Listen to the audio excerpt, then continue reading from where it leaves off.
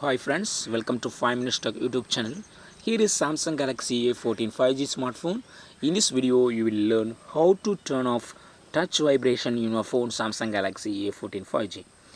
Some touch interactions vibration will be there already by default. Okay, if you don't want that vibration, yes, you can do it.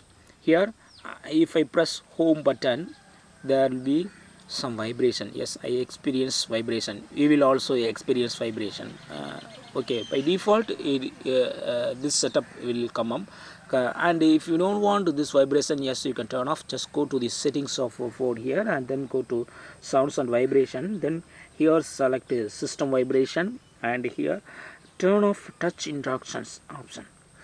Now you will not get any touch vibration. Okay, yes, it is turned off. So in this way you can easily turn off touch vibration in your phone Samsung Galaxy A14 5G.